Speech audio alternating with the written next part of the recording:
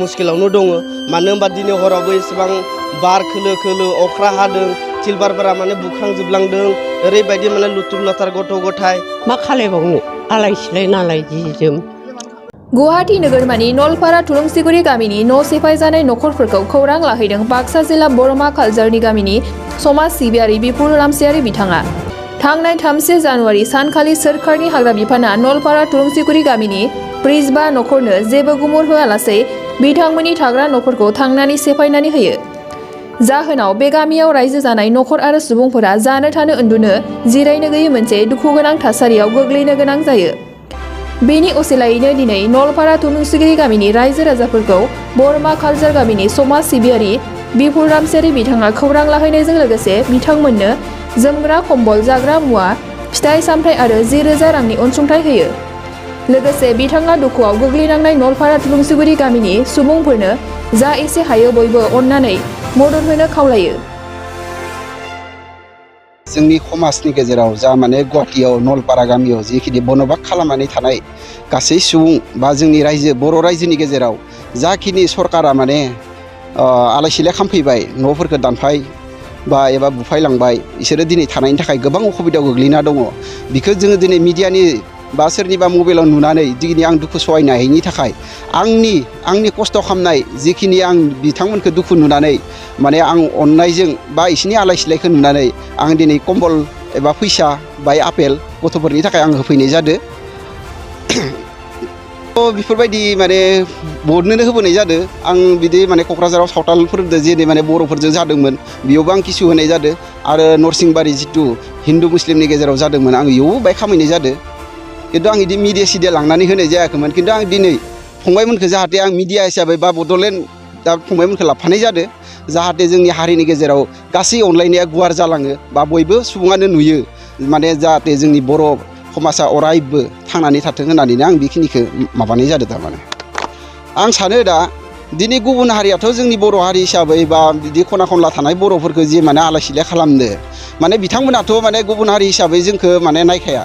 बेखायनो आं खावलायो जोंनि बर' समाजनि बर' रायजोनि गेजेराव जायखिजायानो जाया मानो दिनै फैनानै माने मदद खालामनांगौ आरो लोगोसे खबर लाफैनांगौ बेखिनिखौनो आं खावलायो। दङ सोलिनानै मा खालायबावनो आलाय सिलाय नालाय जि जोम न' बां गैया नालाय बेबायदिनो थानानै दङ दा। थानाय जानायफोरा माबायदि दङ दा? बिदिनो आइ आफाफ्रा रायजो राजाफ्रा होफैदों खुनु जादों बेयावनो गेजेरावनो संदों जादों लोंदों दङ बेवहायनो थायो। बे दुखुथिया हावरियाव जोंखौ आदा बिपुल रामसियारिया नायफैदों बेनो धन्यबाद गोजोनदों जोंनि थाखाय। मानो होनबा जों बर' हारिया गोदाव सोराव जानानै दङ। दिनै जोङो गुबुन हारिजों नाख्रेबजायो बबेखै नायबाबो जेखैबो नायो जोङो नाख्रेबजायो। जोंल' नङा बेलेगाबो बिदिनो खालामजायो थेवब्लाबो जोंखौ नटिस होआलासिनो बुख्रेबफैदों फरेस्टफ्रा। जेरै जोंखौ गुबुन हारियाबो बेयावनो दं थाजाबनानै जोंजों सरजाबनानै दङ। बिसोरनिखौ दांखायाखै मायाखै जोंनि बर'फोरखौल' दांदों। बेखायनो जोङो सानो गासै बर'फ्रा जोंखौ बिदिनो नायफैना मदद होयो गोजौसिम जायफोर बिबानाव दं रायजो राजाफोर जोंखौ अनहर जोंखौ नायहर। मानोना जों दुखुथियायैनो दं। नै दिनै बिपुल रामसियारि आदाया जोंनो होफैदों बरमानिफ्राय फैनानै बेबायदिनो जोंखौ जाहाथे बर' हारि होननानै गावनिनो फिसा बिदा फंबाय बिब' बिनानाव साननानै जाहाथे गावसोरनो साननानै नोंसोरो जोंखौ नायफैयो।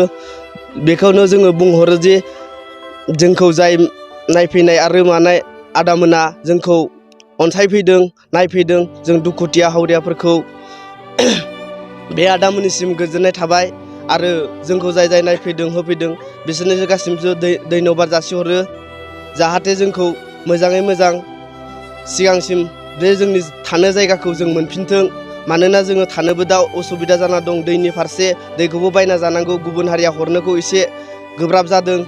बेखायनो जोंखौ जेसेबां हायो एसेबांसिम जोंखौ बर' हारिया नायफैनानै जोंनि थानाय जायगाखौ जाहाथे जोंनि माबाखौ मोजां मोन्थायखौ जों मोजां मोनथों। मानो होनबा जोङो फरेस्टफोरजों होखारजाबाय थानो हाया जाया जों आरो बे जायगानिफ्राय जों थांखाया। जों आरो थैना थांथों नांगौबा जोंखौ बुथारना थांथों नांगौबा जोंखौ जि खालामो खालामलांथों बेयावनो गावथारबा गावथारलांथों। जों बे जायगानिफ्राय खारा जोङो बे जायगायावनो थागोन। जों दाथ' खानोबो हानो मुस्किल जोंफोरना फिसाजोखौ जों हस्टेलाव दोनदों बा दं दा आरो सोरबा स्कुलाव थांनो सोरबा 8आव 9आव फरायनाय दं गथ'फोर बे 8 9आव फरायनायफोरा सोरनाबा प्रब्लेम जागोन मानो होनबा बेयावनो थानानै फरायोमोन सोरबा न' बां गैया बेयाव बिराद दुखु जारलायाव दङ सोरबा बायदिया फरायनाय गैया नङा दङ जोंनाबो बेयाव फरायनाय एसेबां बोसोरसिम रायजो जानाय माखासे फ्रायैनो माने हस्टेलाव दोनो जोंनि थानाय माबाफोराथ' जोंना बिराद मुस्किलावनो दङ मानो होनबा दिनै हरावबो एसेबां बार खोलो खोलो अखा हादों थिलबारफोरा माने बुख्रांजोबलांदों ओरैबायदि माने लुथुर लाथार गथ' गथाय जों दा न' गंनै बासिना दं बे न' गंनैयाव माने महिलाफोरखौ सोनानै दोनबाय जोङो खस्थ' मस्थ' माने बेयाव गासिबां माबाफोर दं बेयावनो अखा सिजानानै जों थाबाय दाबो जोंना जेरै ड्रेस दं फार्स्ट सिफाय जानायबाय बिदिनो दं जोंनि ड्रेसा बिदिनो माने उफाय गैया जोङो बेमारबो जानानै मुलि सुलि एसे जादों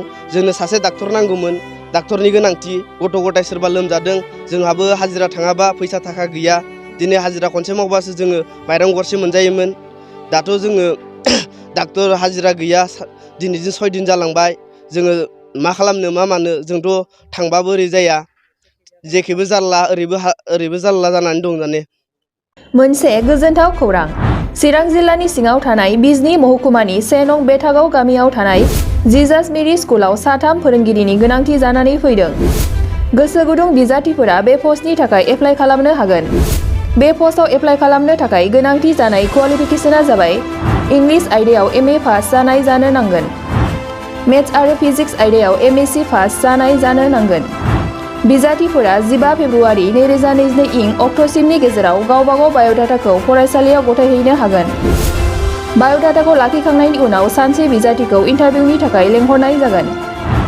फोरोंथाय फोथाराव एक्सपिरियेन्स थानाय आरो नेट BEd गोनां बिजाथिनो 12,000निबो बारा दानबान्था होनायनि राहा लानाय जागोन गोबां मिन्थिनो थाखाय नोंथांमोनहा गाहायाव होनाय जानबुं नाम्बाराव खौरां लाहरनो हागोन जानबुं नाम्बार 8638992811